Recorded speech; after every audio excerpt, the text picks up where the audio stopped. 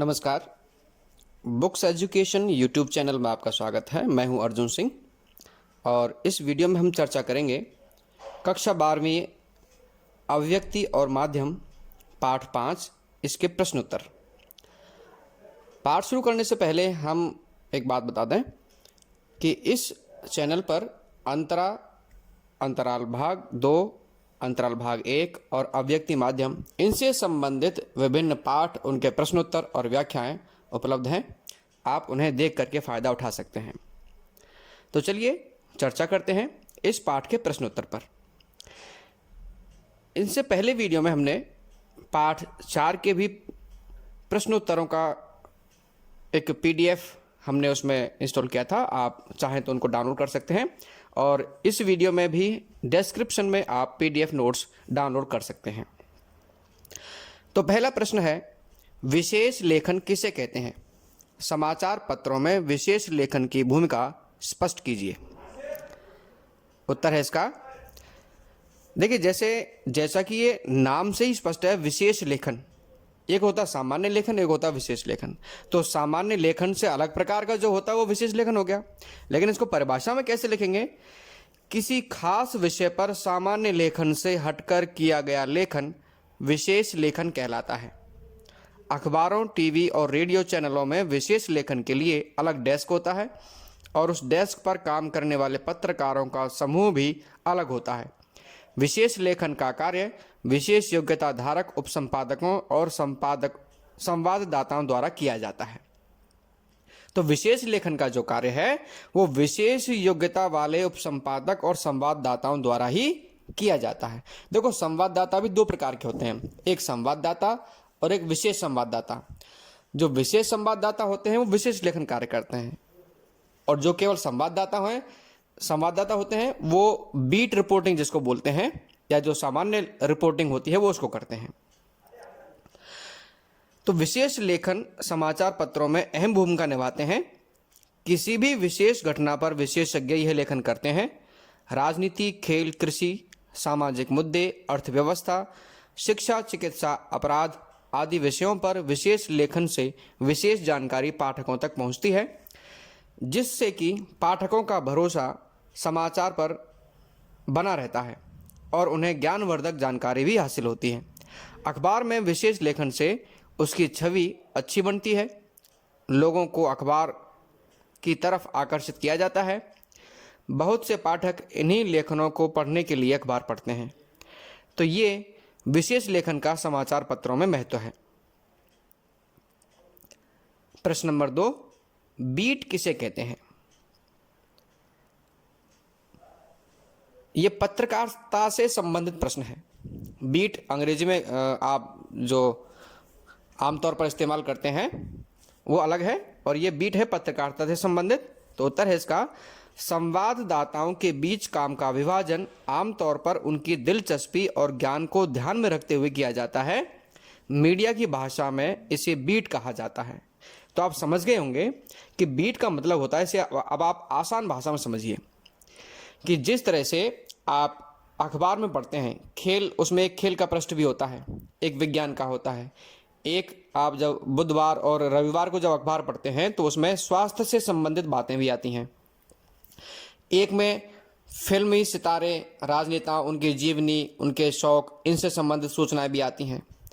तो पत्रकार इनमें से अपना एक अलग विषय चुनते हैं कि मैं इस विषय पर पत्रकारिता करूंगा, इस विषय की सूचना मैं आपको दूंगा। तो जैसा उसका शौक होता है, जैसी उसकी रुचि होती है और उसको उस विषय के बारे में ज्ञान होता है, वो उसी विषय को चुनता है और उसी विषय से संबंधित रिपोर्टिंग करता है। इसी के विभाजन को बीट कहा जाता है। प्रश्न नंबर 3, बीट रिपोर्टिंग और विशेषीकृत रिपोर्टिंग में क्या अंतर है? उत्तर है इसका, बीट रिपोर्टिंग में संवाददाता को खास तौर पर अपनी बीट से जुड़ी सामान्य खबरें ही लिखनी होती हैं, जबकि विशेषीकृत रिपोर्टिंग में सामान्य खबरों से आगे बढ़कर उस क्षेत्र विशेष या विषय से जुड़ी घटनाओं पर विश्लेषण करना होता है। पाठकों को उसका अर्थ स्पष्ट करके बताना होता है कि अमुक कार्य या घटना के क्या कारण, प्रभाव, दुष्प्रभाव, उपाय आदि होंगे। यानी कि मैंने अभी आपको बताया था कि बीट किसे कहते हैं? तो जो एक बीट है यानी कि जो सामान्य रिपोर्टिंग है उससे अलग प्रकार की, यानी कि एक तो हो गया सामान्य रिपोर्टिंग, जैसे कहीं घटना घटित हुई, उस घटना के बारे में अखबार में सूचना छाप दी गई। लेकिन जब उस पर विशेष रिपोर्टिंग होगी, तो विशेष रिपोर्टिंग का मतलब ये है कि उसमें फीचर, स्तंभ लेखन, लेख, ये सारी चीज़ें विशेष रिपोर्टिंग में आती हैं। तो जब उस पर इस प्रकार की रिपोर्टिंग की जाएगी तो उसके कारण क्या रहे हैं, क्या उसके प्रभाव हैं, क्या उसके दुष्प्रभाव हैं, उनसे राजनीति पर क्या प्रभाव पड़ता है, समाज पर क्या प्रभाव पड़ता है, इन सारी चीज़ों को मिला करके उसमें लिखा जाता है। और इसे लिखने के लिए एक विद्वान की ज़रूरत होती है, उस विषय क्षेत्र के एक विशेषज्ञ की ज़रूरत होती है। प्रश्न नंबर 4, विशेष लेखन की भाषा शैली कैसी होती है? विशेष लेखन के क्षेत्रों के नाम लिखिए।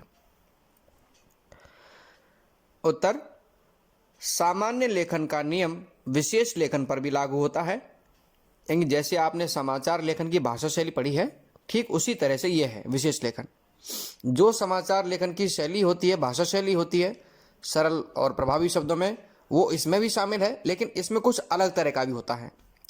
क्योंकि ये विशेष लेखन है, तो जैसे आपको अपराध के बारे में लिखना है, या किसी को कृषि के बारे में, क्रिकेट के बारे में, फुटबॉल के बारे में, या किसी राजनीतिक मुद्दे से संबंधित लिखना है किसी विशेषज्ञ को, तो उसे उस क्षेत्र की एक शब्दावली होती है, उस शब्दावली के कठिन शब्द भी उसमें आते हैं, तो वो भी उसमें शामिल हो जाते हैं। तो इसका उत्तर देखिए, सामान्य लेखन का नियम विशेष लेखन पर भी लागू होता है कि वह सरल और समझ में आने वाला हो। विशेष लेखन में विशेष क्षेत्र का चयन होता है, इसलिए उसमें उस क्षेत्र की तकनीकी शब्दावली का भी प्रयोग होता है, जैसे राजनीतिक शब्दावली, आर्थिक शब्दावली, वैज्ञानिक शब्दावली आदि। विशेष लेखन की कोई निश्चित शैली नहीं होती है, इसे उल्टा पिरामिड, कथात्मक शैली या न्यूज़ पेज के साथ भी लिखा जा सकता है। किसी भी विषय पर गहराई से विचार प्रकट किए जाते हैं। पाठक को इस तरह विषय की जानकारी दी जाती है जिससे कि उसे समझने में दिक्कत ना हो। ये विशेष लेखन की शैली होती है। विशेष लेखन के कई क्षेत्र हैं: अर्थ व्यापार, खेल, विज्ञान प्रौद्योगिकी, कृषि, विदेश, रक्षा, पर्यावरण, शिक्षा, स्वास्थ्य, फिल्म, अपराध आदि। और भी इस तरह के अनेक क्षेत्र हो सकते हैं। प्रश्न नंबर 5, समाचार पत्रों में विशेष लेखन के लिए विशेषज्ञता कैसे प्राप्त की जा सकती है? तो जब कोई भी संवाददाता किसी भी समाचार पत्र या न्यूज़ चैनल में काम करता है तो उसको पहले पढ़ाई करनी पड़ती है, एक विशेष कोर्स होता है। लेकिन उसके अलावा में भी उसको एक विशेष प्रकार की तैयारी करनी होती है जिससे कि वो उस क्षेत्र का विशेषज्ञ बन जाए। जैसे एक एमबीबीएस डॉक्टर होता है और एक विशेषज्ञ डॉक्टर होता है। एमबीबीएस का कोर्स करने के बाद भी उसको अलग से और कोर्स करना पड़ता है जब जिससे कि वो विशेषज्ञ बनता है, और उस क्षेत्र में उसे अनुभव भी प्राप्त करना पड़ता है।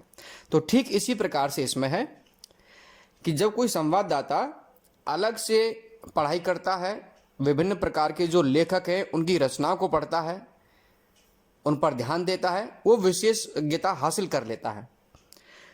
तो समाचार पत्रों में विशेष लेखन के लिए विशेषज्ञता निम्नलिखित प्रकार से प्राप्त की जा सकती है।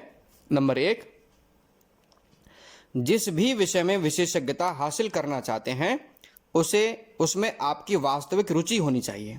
यदि आपकी रुचि नहीं है तो आप उसमें विशेषज्ञता हासिल नहीं कर सकते हैं। नंबर 2, उच्चतर माध्यमिक और स्नातक स्तर पर उसी या उससे जुड़े विषय में पढ़ाई की जानी चाहिए। नंबर 3, विशेषज्ञता वाले विषय से संबंधित पुस्तकें खूब पढ़नी चाहिए। जब तक आप पुस्तकें नहीं पढ़ेंगे संबंधित, तब तक आपको ज्ञान प्राप्त, आपको विशेषज्ञता हासिल नहीं हो सकती। नंबर 4, विशेष लेखन के क्षेत्र में कार्यरत लेखकों के बारे में भी खुद को अपडेट रखना जरूरी है कि इस समय कौन से समाचार पत्र में, कौन से न्यूज़ चैनल में कौन सा लेखक विशेष लेखन का कार्य कर रहा है, उनसे संपर्क में रहना चाहिए। नंबर 5, विषय से जुड़ी खबरों और रिपोर्ट की कटिंग करके फाइल बनानी चाहिए। प्रोफेशनल विशेषज्ञों के लेख और विश्लेषण की कटिंग भी रखनी चाहिए। जितना भी हो सके संदर्भ सामग्री जुटाकर रखी जानी चाहिए। नंबर 6, इसके अलावा क्षेत्र विशेष का शब्दकोश और इंसाइक्लोपीडिया भी होना चाहिए। डिक्शनरी और इंसाइक्लोपीडिया, जिसमें उस विषय से संबंधित बहुत सारा ज्ञान होता है, जानकारियां होती हैं। नंबर 7, क्षेत्र या विषय से संबंधित सरकारी और गैर सरकारी संगठनों, संस्थाओं की सूची, उनकी वेबसाइट, पता, टेलीफोन नंबर, उसमें काम करने वाले विशेषज्ञों के नाम और फ़ोन नंबर अपनी डायरी में जरूर होनी चाहिए।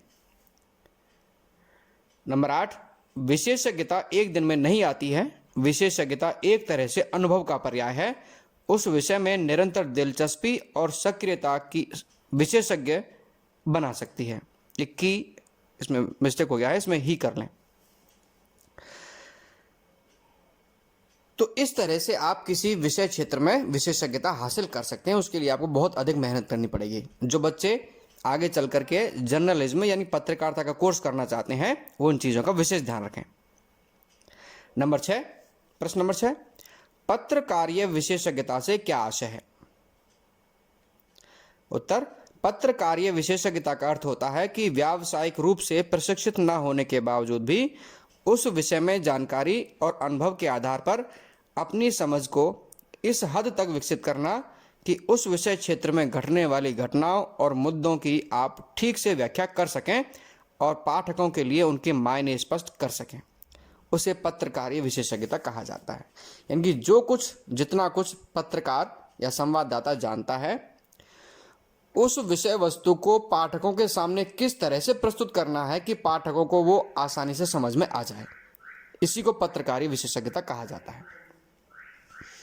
नंबर 7, विशेष लेखन के लिए सूचनाओं के स्रोत क्या क्या हैं? उत्तर, मंत्रालय के सूत्र, प्रेस कॉन्फ्रेंस और विज्ञप्तियां, साक्षात्कार, सर्वे और जांच समितियों की रिपोर्ट्स, उस क्षेत्र में सक्रिय संस्थान और व्यक्ति, संबंधित विभाग और उनमें कार्यरत व्यक्ति, इंटरनेट और अन्य संचार माध्यम, स्थायी अध्ययन प्रक्रिया आदि। तो जो सूचनाओं के स्रोत होते हैं वो इनसे भी अलग और भी हो सकते हैं, जहां से पत्रकार को सूचनाएं प्राप्त होती हैं उसके लेखन के लिए। यदि इस वीडियो में, इस पाठ के प्रश्नों में आपको किसी भी प्रकार से यदि कोई संदेह है या आपको समझ में नहीं आया है तो आप कमेंट बॉक्स में कमेंट करें, हम उसका जवाब लिखने का प्रयास करेंगे। धन्यवाद।